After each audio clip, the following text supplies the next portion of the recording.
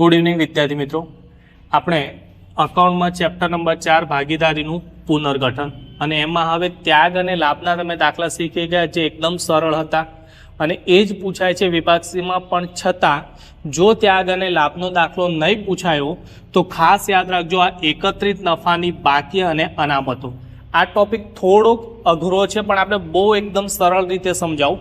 પહેલાં તો આ જેટલી પણ બાકી આપેલી છે, નફા નુકસાન ખાતું છે, સામાન્ય અનામત, અનામત ભંડોળ, મૂડી અનામત, કારીગર અકસ્માત વળતર ભંડોળ, રોકાણ વધઘટ અનામત અને આકસ્મિક અનામત, આ બધી જ નફાની જમા બાકી છે. આ યાદ રાખજો. કઈ બાકી છે?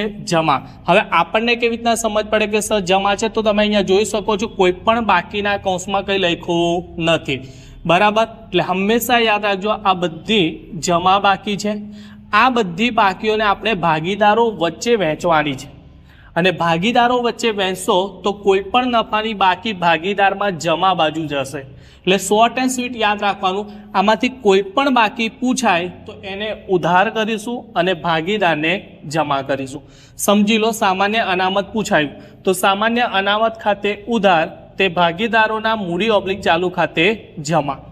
અનામત ભંડોળ પૂછાયું તો અનામત ભંડોળ ખાતે ઉધાર, તે ભાગીદારના મૂડી ઓબ્લિક ચાલુ ખાતે જમા. હું તમને બાજુમાં એક લખીને સમજાવું કેવી રીતના.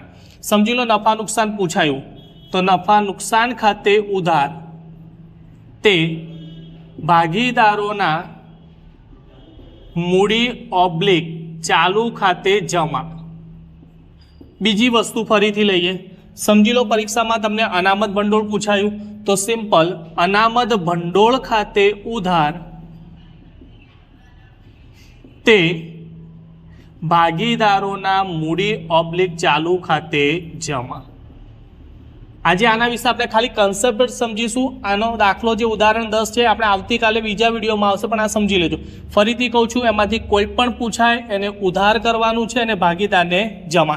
એક બીજું હજી પણ ઉદાહરણ લઈને કરીએ કે કારીગર અકસ્માત વળતર ભંડોળ. હવે એમાં છે ને આપણે ભાગીદારના નામ આપી દે A અને B, તો આમનો કેવી રીતના થશે?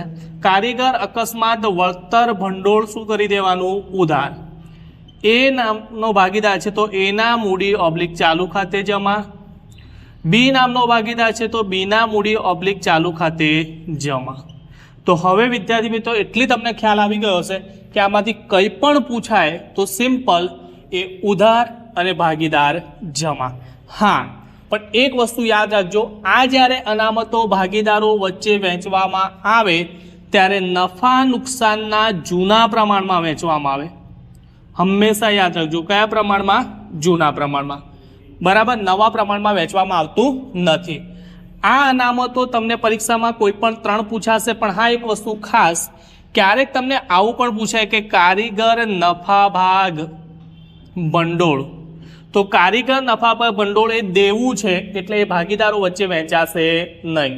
ખાસ યાદ રાખજો, ફરીથી કહું છું, આમાંથી કોઈ પણ પૂછાય એને ઉધાર અને ભાગીદારને જમા. સમજી લો, નફા નુકસાનના કૌંસમાં કંઈ નથી લખેલું એટલે હંમેશા સમજવાનું એ જમા બાકી છે એને ઉધાર, ભાગીદાર જમા. સામાન્ય અનામતની હંમેશા મોટા ભાગે જમા રકમ છે તો એને ઉધાર, ભાગીદાર જમા. શોર્ટ એન્ડ સ્વીટ આ બધું ઉધાર અને ભાગીદારને શું કરીશું?